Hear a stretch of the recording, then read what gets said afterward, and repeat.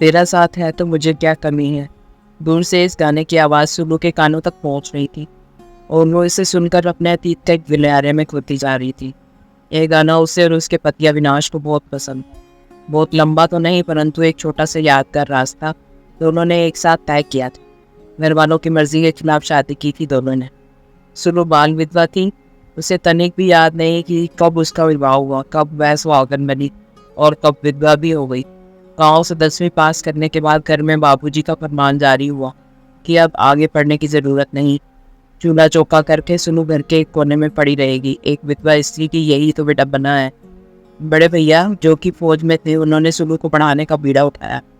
उनकी बात काटने की हिम्मत बाबूजी में भी नहीं थी। मन मानकर उन्होंने आगे की पढ़ाई पूरी करने की इजाज़त दे दी। सुल्लू ने मन ही मन भैया को धन्यवाद दिया और मन लगाकर पढ़ाई की। भैया छुट्टियों में जब घर आते तो सुल्लू की पढ़ाई का पूरा खर्चा बाबूजी के हाथ पर रखते थे। कॉलेज का आखिरी साल था।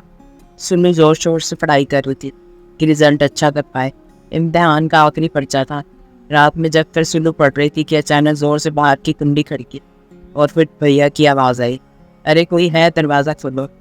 सुल्लू भागती हुई जाकर दरवाज़ा खोलती है और भैया से लिपट जाती है कि अचानक उसकी नज़र भैया के साथ खड़े फौजी पर पड़ी। वह चिटक कर अलग खड़ी हो गई। भैया ने परिचय करवाया, यह अविनाश है। फिर तीनों घर के अंदर आते हैं। अम्मा खाने पीने की तैयारी में लग जाती है और सुल्लू अपने कमरे में पढ़ाई के लिए चली आती है। परंतु उसका मन अब पढ़ाई में तनिक भी नहीं लग रहा था। बार बार उसका ध्यान अविनाश जी की ओर जा रहा था। दूसरे दिन पर्चा देकर जब वो घर लौटी तो आंखें अविनाश जी को ही ढूंढ रही थी। अविनाश जी को भी इस बात का एहसास हो गया। एक सप्ताह कैसे बीत गया पता ही नहीं चला। भैया से भी यह बात छिपी नहीं रही कि दोनों एक दूसरे के प्रति आकर्षित है।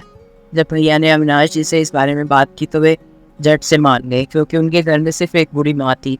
बाबूजी कई साल पहले गुजर गए थे।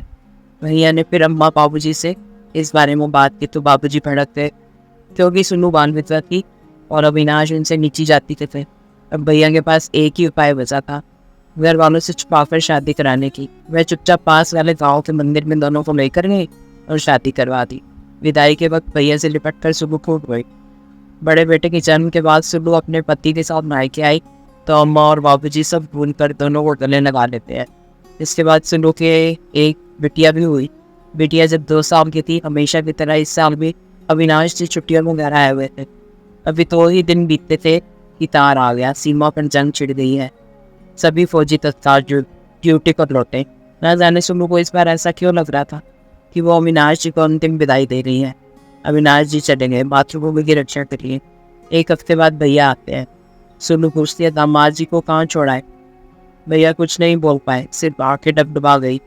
सुल्लू समझ गई, परंतु वह तनिक न रोई, क्योंकि देश को मर मिटने वालों की पत्नियां कभी विधवा नहीं होती, वह तो सदा सुहागन होती है।